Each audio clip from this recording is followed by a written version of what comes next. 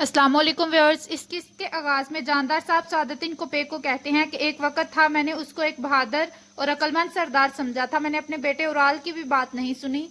سعادتین kopek کہتا ہے اب ہمیں کچھ نہ کچھ کرنا پڑے گا، بازنطینی اور لیبیوں کی جنگ چھڑ جائے گی۔ دوسری طرف چولپان خاتون کی ملازمہ ایبو کے گرد عورتیں بیٹھ کر رو رہی ہوتی ہیں۔ کوتلوجا وہاں پر آتا ہے اور وہ کہتا ہے کہ اس کو کیا ہوا۔ عورتیں بتاتی ہیں کہ جب ہم نے اس کو بلانے کے لیے یہاں پر اس کے خیمے میں آئے تو اس کو زخمی پایا، ہمیں نہیں پتا کہ اس کی موت کس طرح سے ہوئی ہے۔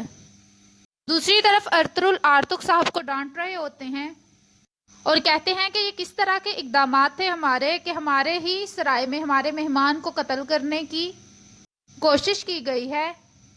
آرتوک صاحب کہتے ہیں کہ یہ آپ کو بدنام کرنے کے لیے ایک سازش تھی۔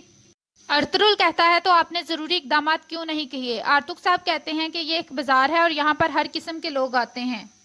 ارطغرل کہتا ہے تو آپ کو دشمن اور دوست کی پہچان ہونی چاہیے۔ اتنے میں ترگت آتا ہے اور بتاتا ہے ہمیں ایک جال میں پھنسایا گیا اور ہمارے سپاہی مار دیے گئے اور وہ آدمی بھاگ گیا۔ ارطغرل غصے سے ترگت کی طرف دیکھتا ہے اور اسے پکڑتا ہے اور کہتا ہے کہ زمین آسمان ایک کر دو، مجھے وہ آدمی ہر حال میں چاہیے۔ اس کے بعد ارطغرل چلا جاتا ہے اور آرتوک صاحب ترگت کو کہتے ہیں کہ ہمارے سردار اس ٹائم دکھ میں ہیں، اس لیے وہ یہ سب کچھ کر رہے ہیں۔ دوسری طرف حلینا خاتون رو رہی ہوتی ہیں۔ بمسی اسے دلاسا دیتا ہے۔ حلینا کہتی ہے کہ بمسی اب میرا اس دنیا میں کوئی نہیں رہا۔ بمسی کہتا ہے کہ ارطغرل صاحب، کائی قبیلہ، حائمہ خاتون اور میں، ہم سب آپ کے ساتھ ہیں۔ تم ایک گورنر کی بیٹی ہو اور تمہیں بہادر بننا پڑے گا اور اپنے بابا کے قاتلوں کو ڈھونڈنا پڑے گا۔ تم ان غداروں کو پہچانو گی اور بتاؤ گی۔ اس کے علاوہ ارطغرل صاحب ہیں، وہ تمہارے بابا کے قاتلوں کو ڈھونڈیں گے اور اس کا بدلہ ضرور لیں گے۔ دوسری طرف ویسلوس ارطغرل کو کہتا ہے کہ شہنشاہ اس بات پر تمہیں کبھی بھی معاف نہیں کریں گے۔ ارطغرل کہتا ہے جو اس کی وجہ ہے میں ان کو ڈھونڈوں گا اور ان کو انجام تک پہنچاؤں گا۔ میرے بازار یا سرائے پر حملہ کرنا دراصل مجھ پر حملہ کرنا ہے۔ ویسلوس کہتا ہے اگر تم نہیں پکڑتے تو اس کے مجرم تم ٹھہرائے جاؤ گے۔ ارطغرل کہتا ہے میں پکڑوں گا اور میں جانوں گا کہ اس کتے کا پٹا کس کے ہاتھ میں ہے اور پھر اس کو اس کے مالک سمیت انجام تک پہنچاؤں گا۔ اتنے میں جاندار صاحب اور اورال وہاں آ جاتے ہیں۔ جاندار صاحب کہتے ہیں کہ میں سعادتین کوپیک کی طرف سے تعزیت کرنے آیا ہوں۔ ویسلوس کہتا ہے کہ ان حالات میں پتہ چلتا ہے کہ کون دوست ہیں اور کون دشمن ہیں۔ آپ کا بہت شکریہ، اور پھر وہ وہاں سے چلا جاتا ہے۔ دوسری طرف قائرہ چائسر قلعے کا منظر شروع ہوتا ہے۔ پیٹروس لاسکیرس کو کہتا ہے کہ تم نے ویسلوس کو ثابت کر دیا کہ تم ایک عظیم کمانڈر ہو۔ لاسکیرس کہتا ہے جب تک میں ان ترکوں کو اس زمین سے بھگا نہیں لیتا میں اپنے آپ کو ثابت نہیں کر سکتا۔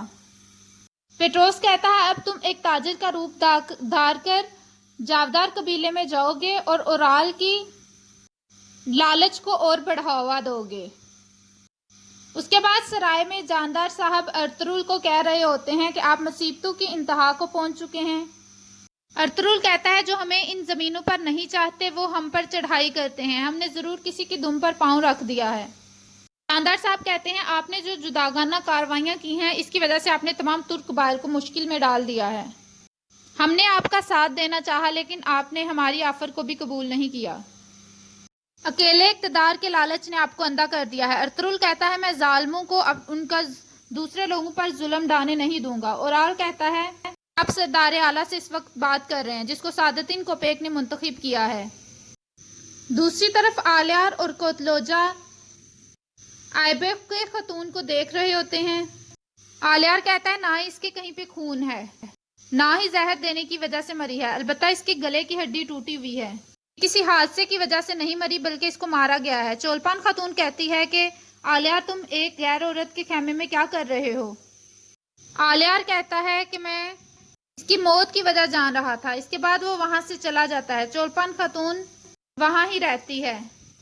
دوسری طرف اسلحان خاتون اپنے خیمے میں بیٹھی ہوتی ہے کہ سعادتین کوپیک وہاں پر آ جاتا ہے اور وہ کہتا ہے کہ مجھے معاف کر دینا اسلحان، میں تمہیں سمجھ نہیں سکا، لیکن بعد میں جب میں نے غور کیا تو مجھے اپنا بچپن یاد آیا، کیسے مجھے میرے قبیلے سے لے جا کر مجھے محل کی تنگ دیواروں میں رکھ دیا تھا، مجھے سلطان کی خدمت پر لگا دیا گیا مجھے آپ کا پورا احساس ہے، میں صرف اپنا دل تم پر ہار بیٹھا تھا، اس وجہ سے میں نے یہ جسارت کی، مجھے اس پر معاف کر دو۔ اسلحان خاتون کہتی ہے کہ میرے جیسی غریب لڑکی سے آپ معافی مانگنے قابل نہیں ہیں۔ سعادتین کو پیک کہتا ہے اب تمہارا جو بھی فیصلہ ہوگا وہ میں قبول کروں گا۔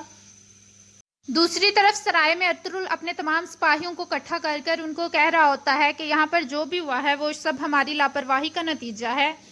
تو کوئی بھی ہیں، پہلے انہوں نے منصوبہ کر کر گورنر کی بیٹی کو پکڑا اور ہمیں پھنسوایا، اب گورنر کی جان لے کر وہ ہمیں دوبارہ پھنسانا چاہتے ہیں، ہمیں اپنی آنکھیں اور کان دونوں کھلے رکھنے چاہیے۔ ترگت کہتا ہے کہ بھائی میں آپ سے وعدہ کرتا ہوں کہ میں اس کے ذمہ دار کو پکڑ کر آپ تک لے کر آؤں گا۔ ارطغرل کہتا ہے کہ ہم اس آدمی کو ہر جگہ ڈھونڈیں گے، زمین آسمان ایک کر دیں گے اس کے لیے، لیکن ہمیں اس کے ذمہ داروں کو ڈھونڈنا ہے۔ ترگت یہ تمہاری ذمہ داری ہے اور تم اس کو میرے پاس زندہ لے کر آؤ گے۔ ترگت کہتا ہے جیسے آپ کا حکم جناب۔ دوسری طرف کارا چائسر قلعے کا منظر شروع ہوتا ہے۔ گورنر کی لاش کو کارا چائسر قلعے میں لے جایا جاتا ہے اور تمام لوگ وہاں پر رو رہے ہوتے ہیں۔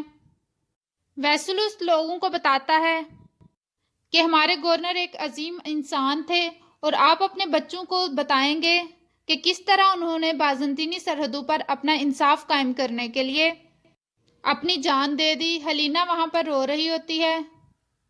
پیٹروس ویسلوس کو کہتا ہے کہ لاسکیرس کامیاب ہو گیا اور اب وہ جاودار قبیلے کی طرف روانہ ہو گیا ہے۔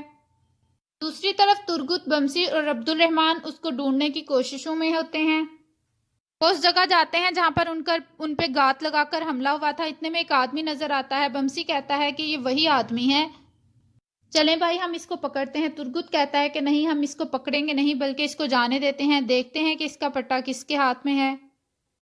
لاسکیرس پیچھے دیکھتا ہے اور پھر جاودار قبیلے کی طرف روانہ ہو جاتا ہے۔ اس کے بعد جاودار قبیلے میں اسلحان وہ نیکلس پکڑ کر بیٹھی ہوتی ہے جو اسے سعادتین کو پیک نے دیا تھا۔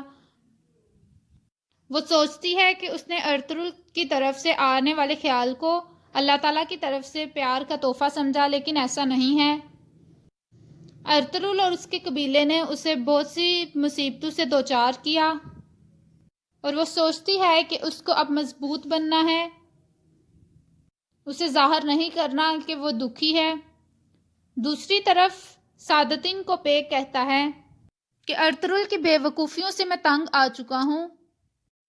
ارطغرل نے اپنی بے ایمانی کی وجہ سے اور اپنے لالچ کی وجہ سے ہم سب کو مشکلات سے دوچار کر دیا ہے اور اب ان مشکلات سے نکلنا ہمارے لیے ناممکن ہوتا جا رہا ہے۔ اورال کہتا ہے کہ ہم آپ کی دنائی پر انحصار کرتے ہیں، آپ کو ارطغرل کو سزا دینی چاہیے۔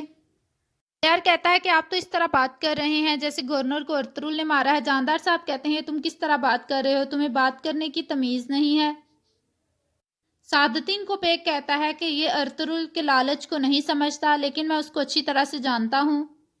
سعادتین کو پیک کہتا ہے کہ میں سلجوق سلطنت کی وجہ سے ہانلی بازار کا قبضہ لوں گا، اس نے اپنے نااہل سپاہی جو امور پر لگائے ہوئے تھے ان کو ہٹاؤں گا اور اس کی ذمہ داری آپ کو سپرد کروں گا جاندار صاحب۔ اتنے میں اسلحان خاتون وہاں آ جاتی ہے اور وہ کہتی ہے امیر سعادتین مجھے آپ سے کچھ بات کرنی ہے۔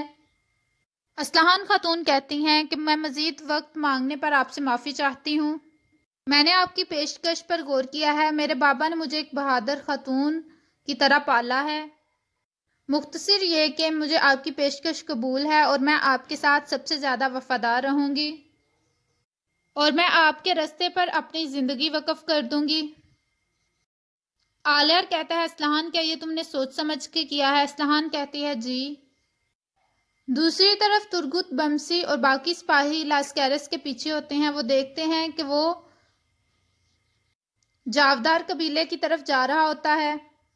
بمسی کہتا ہے کہ بھائی یہ اورال کتے کا کام ہے، میں جا کر اورال کا سر اڑاتا ہوں۔ ترگت کہتا ہے نہیں، یہ ہمیں بھائی کو بتانا ہوگا۔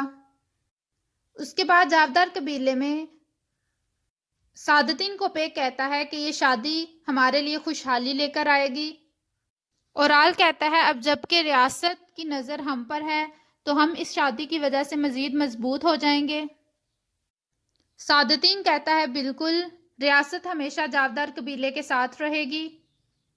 اتنے میں باتوحان وہاں پر آ جاتا ہے۔ اورال کہتا ہے باتوحان تم یہاں پر کیا کر رہے ہو؟ باتوحان دیکھ لیتا ہے کہ اسلحان کا سعادتین کوپیک کے ساتھ رشتہ طے ہو گیا ہے۔